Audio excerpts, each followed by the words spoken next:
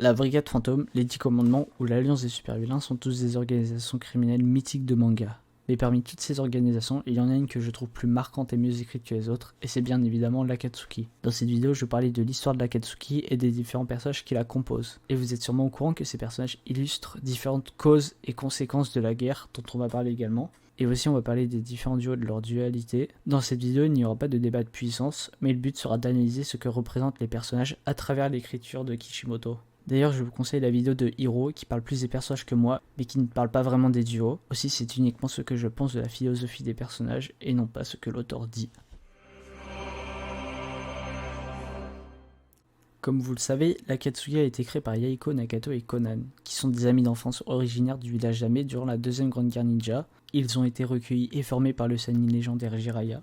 Leur objectif de base était d'apporter la paix dans leur village ravagé par la guerre. Malheureusement, suite à la trahison de Hanzo de la Salamandre, la mort de Yaiko et la manipulation de Tobi et Zetsu, le but a totalement changé. Ils ne voulaient plus apporter la paix pacifiquement, mais utiliser une arme extrêmement puissante pour faire peur aux shinobi et cesser les guerres, jusqu'à ce qu'elles reprennent et reprendre le processus. Pour construire ce but, ils ont dû rapporter de l'argent, effectuant des missions pour d'autres villages, et rapporter les bijoux pour créer justement cette arme de destruction massive. Et pour ça, il fallait recruter des membres aptes accomplir les missions et récupérer les bijoux, même si vous le savez, le but de base de l'Akatsuki reste de ramener Kaguya à la vie.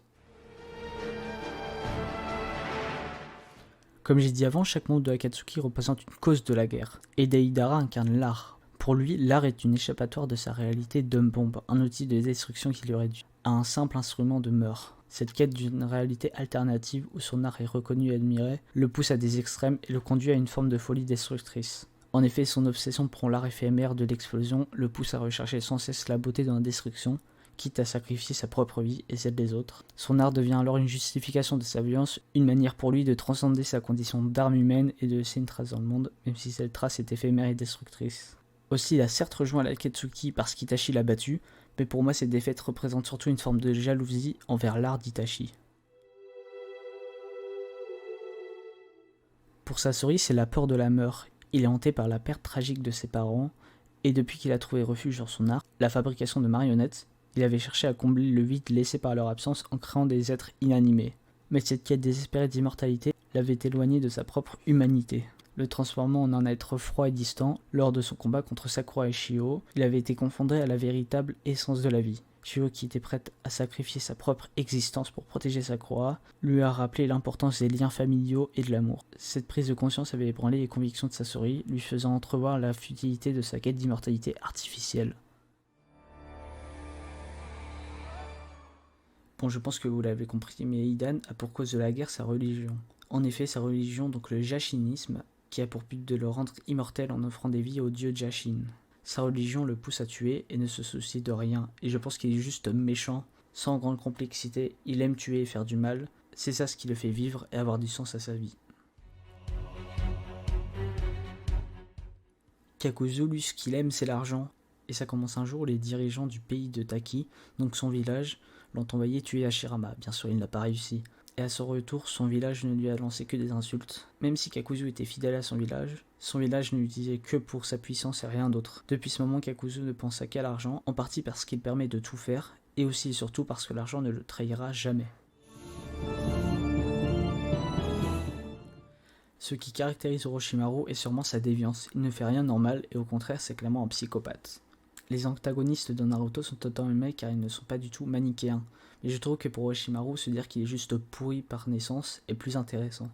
Même si certaines personnes lui donnent des raisons à sa nature machiavélique, comme la mort de ses parents par exemple, il reste le fou que l'on connaît avec ses actes horribles. Même sa rédemption est poussée par un but personnel. Aussi, je pense qu'il a une certaine peur de la mort, un peu à la manière de Sasori. Du côté de Kisame, ce qui l'a poussé à rejoindre l'Akatsuki est la trahison. Tout comme Kakuzu, Kisame est un shinobi très loyal à son village. Mais un jour son maître l'a trahi lui et son village. Et suite à ça, il a compris que le monde shinobi était rempli de mensonges et de trahisons. Et quand il rencontrera Tobi et son plan Œil de Lune, il sera très loyal à un monde de mensonges heureux. Itachi est clairement bienveillant, il place l'intérêt du plus grand nombre en premier. Même s'il se savait utiliser, il s'est quand même laissé faire. Quand Hiruzen dit que Itachi est aussi sage qu'un Hokage à peine 7 ans, je pense que c'est mauvais pour lui, car pour un enfant de cet âge, connaître la vérité du monde shinobi n'est vraiment pas bon. Je pense que son problème est qu'il est devenu adulte et mature trop tôt.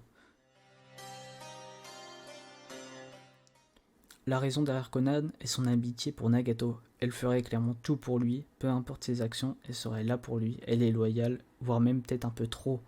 Elle est au courant que les décisions de Nagato sont sûrement les mauvaises, mais elle le suit quand même par amitié.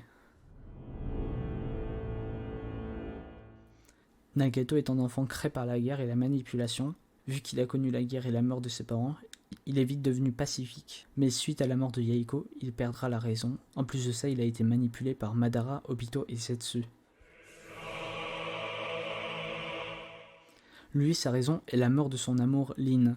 Après cette tragédie, il a compris que le monde n'était que souffrance et a préféré un monde de mensonges mais heureux au monde réel avec la souffrance que lui on connaît. Même s'il dit que Rin n'est pas sa motivation principale, il se ment clairement en lui-même. Il voulait un monde où Lin était toujours vivante avant tout.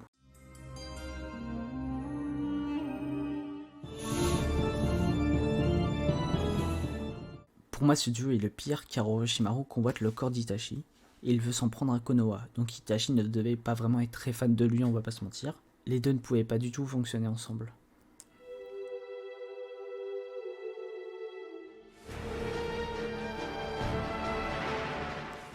Les deux ont une fascination de leur art, mais ils ont un art différent. Deidara vole la beauté de l'art dans l'éphémère, tandis que Sasori dans l'immortalité. En plus de ça, en combat, les deux se chamaillent sur leur art, pour voir lequel est le meilleur. Même si Deidara respecte l'art de Sasori, les deux ne sont pas vraiment faits pour être ensemble.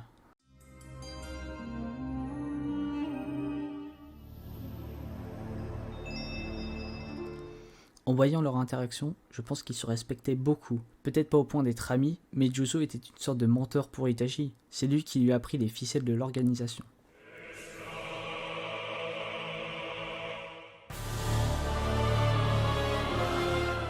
Les deux sont ensemble dans un but purement professionnel. Je ne pense pas qu'ils ne se respectent pas vraiment, parce que Obito avait prévu de doubler Madara et Zetsu, donc je pense qu'ils se voyaient comme alliés temporaires entre guillemets.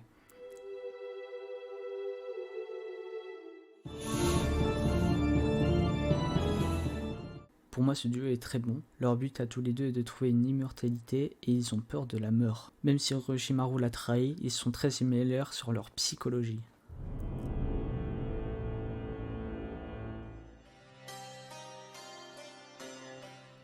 Pain et Conan est le seul duo qui sont vraiment considérés comme deux amis. Ils s'aiment vraiment sincèrement et sont prêts à risquer leur vie l'un pour l'autre. Même s'ils vont très bien ensemble, je trouve que Conan suit trop les ordres de Nagato et ne pense pas vraiment par elle-même.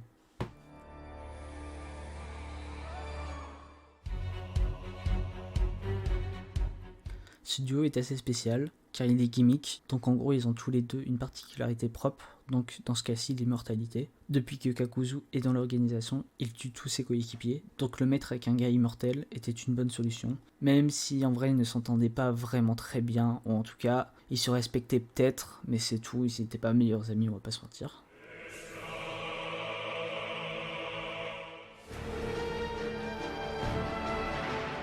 Pour moi, Tobi et Deidara sont vraiment très bien faits pour être ensemble. Les deux savent être sérieux quand il le faut, mais ont un côté assez humoristique. Aussi en combat, le plus grand défaut de Deidara est que ses bombes empêchent ses coéquipiers de combattre sur le champ de bataille, mais Obito possède le Kamui, donc ça rend vraiment les deux très forts en combat.